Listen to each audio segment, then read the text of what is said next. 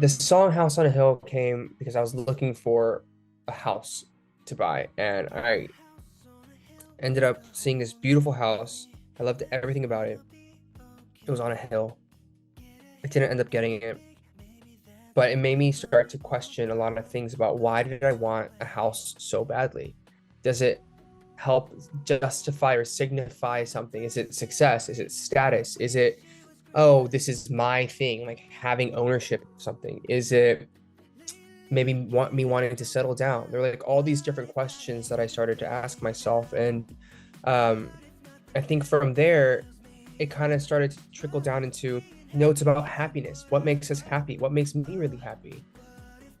And I realized that as people, it's in our nature to always want more and more things. You know, you might have the coolest car in the world, or like your favorite outfit, or buy that phone that you want. And then as soon as you get it and you start using it, you want the next best thing.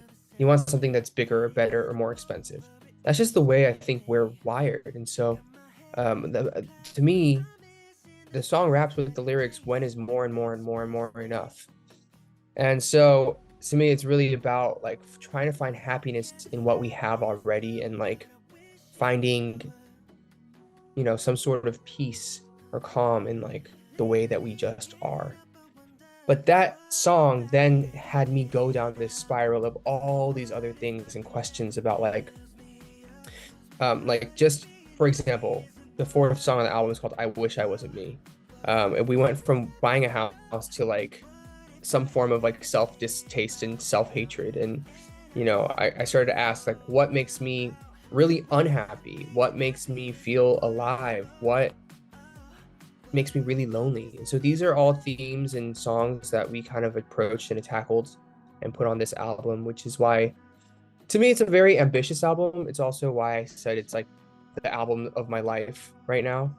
um and that's how we kind of got to where we are.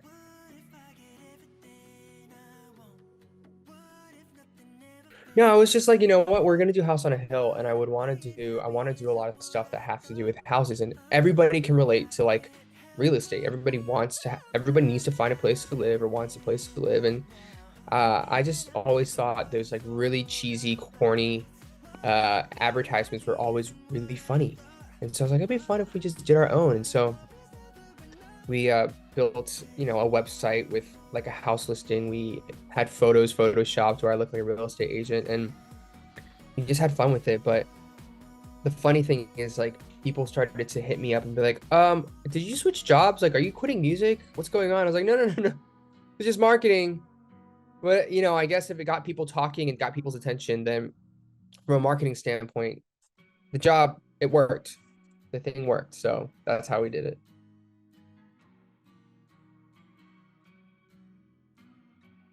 Collaborations generally come very organically, like both ways. I think we have to spend a lot of time together. We have to make sure that it sounds good and right for all parties involved. And so that's why it's not very easy to do.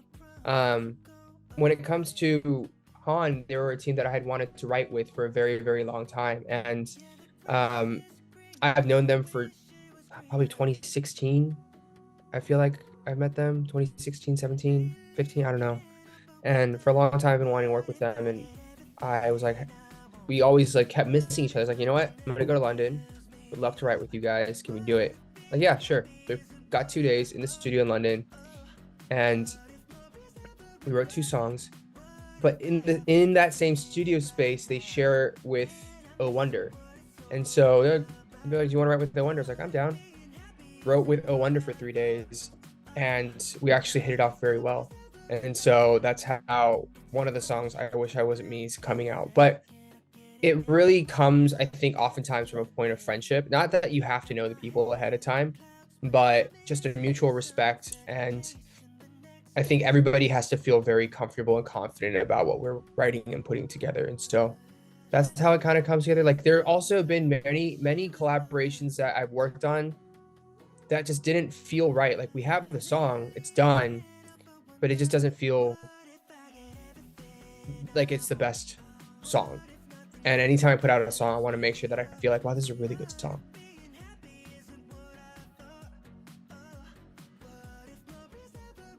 for this album, I did want to do things differently, and I thought if we're gonna shoot music videos anyways, why not make it into something cooler, bigger, more cinematic if we can afford it, because it is more expensive. But it was in many ways, a big gamble, a big risk, especially as an independent artist, to say we're gonna try something that we've never done before. So it was very scary, but for a lot of it, it's like in order to get to where we want to go, like I felt like I had to do my part and really pull a lot of things together. So I wouldn't say they were big goals of mine. They just kind of naturally happened by nature, and it feels great.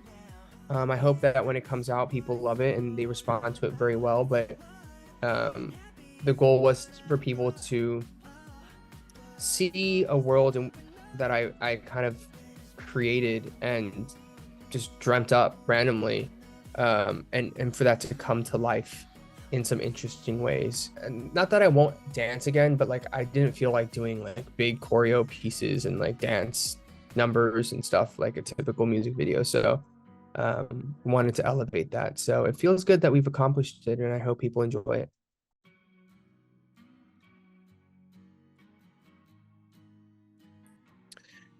Yeah, I think I'm like settled on being a solo artist. It's, I've been doing it for so long now that I'm settled on it. I think, you know, when it comes to overseeing my own work, it's like it is a lot of work, and I don't think it ever gets easier. I don't think it ever gets better. You just get used to it. So have I become used to it? Yeah. But is it a lot of work? Mm-hmm. It's a ton of work. But I do it all with, the goal and the purpose of creating some really cool things for it to be very fulfilling for me, but also very enjoyable for my fans. And that's, if I'm able to achieve those things, then, I'm doing my job.